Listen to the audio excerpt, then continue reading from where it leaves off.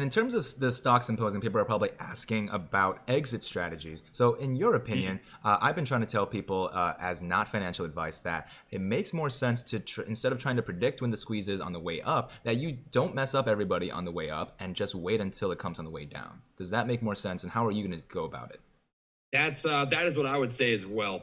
And I don't think you're going to see the same sort of crazy like crash that we saw the first time with GameStop and AMC, because the reason that happened is because at the top, I don't even think that AMC squoze. I'm going to be honest with you. I think the short positions stayed pretty much the same. Maybe dropped a little bit. Maybe you had a third of the short positions covered.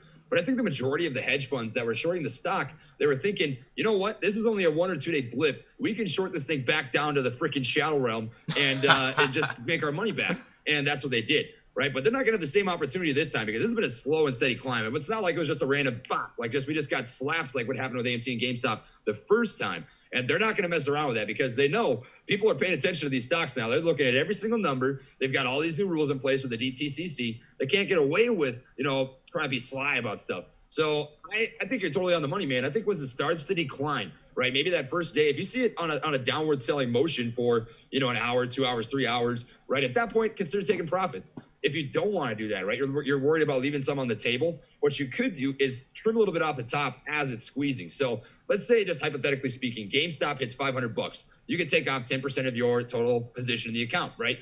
And it hits $600. You can take off another 5%, 10%. You decide that number, right? We can't do that for you since we're not financial advisors. Right. But that would be my other hypothesis is, you can take a little bit off the top. That way you're collecting on the way up. And if you trim your whole position and keep squeezing, just buy back in, make sure you have a trailing stop loss. You're going to be absolutely fine. The trailing stop loss is king. You can't, that's why it's there, that's the two ways that I would roll with it. And you're going to know what it squeezes, guys. So don't worry about missing out on the squeeze. You are not going to miss it. It's nothing like what we've seen in terms of price action for the last month. Squeezes are hundreds and thousands of percents. Like you are going to know because you're going to wake up one day and all of a sudden AMC is going to jump $2, $3, $4, $5, $10, $20 at a time. Like it's going to be a repeat of GameStop, and GameStop will do the same thing on a larger scale since it's a more expensive stock, Yes, and then one of the things is that people have been talking on this channel a little bit, and I have some prop cash to give to you. You got to tell me a PO box. I'm gonna send you $10,000 cash, motion picture cash, of course. This is fake.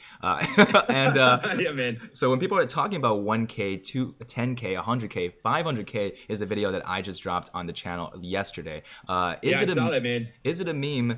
Because now that we talked about exit strategies, we know that we don't care what the actual squeeze price is. If it gets to the very top, just sell on the way down. What do you think about these humongous prices? Some people will say, and I had a conversation with a guy named Justin. He's a hedge fund analyst. I talked with him on Brian Jones' channel, and he's a really intelligent guy, really, really smart dude. But I don't agree with him in one thing. He said the difference between GameStop hitting 500 and 600 is a lot.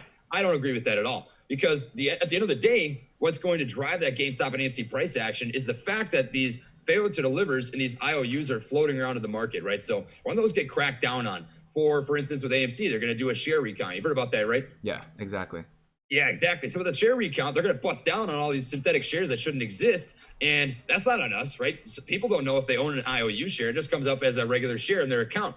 So the clearinghouses or the people that sold those shares, they need to come up with the actual physical, tangible shares.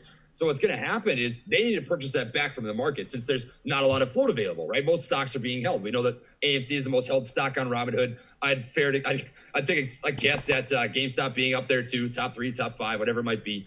And we get to decide what they buy back at. So, hypothetically speaking, if we were to set a limit price of $1,000, and the majority of people set it for $1,000. Now, keep in mind, obviously, not everybody's going to do that. You're going to have day traders that decide to scalp the stock, whatever it might be. But if the majority, 80%, 85%, 90%, set they're selling it for $1,000, they have to meet you at that $1,000 because there's no other physical orders available. Like it's just a supply and demand. If there's no supply and the demand is, hey, we want $1,000 for our shares, that's when I'm going to sell it to you. Then it can hypothetically hit $1,000 or $2,000 or $5,000 or $10,000 or $500,000, right? It's just dependent on how far the people want to drive it.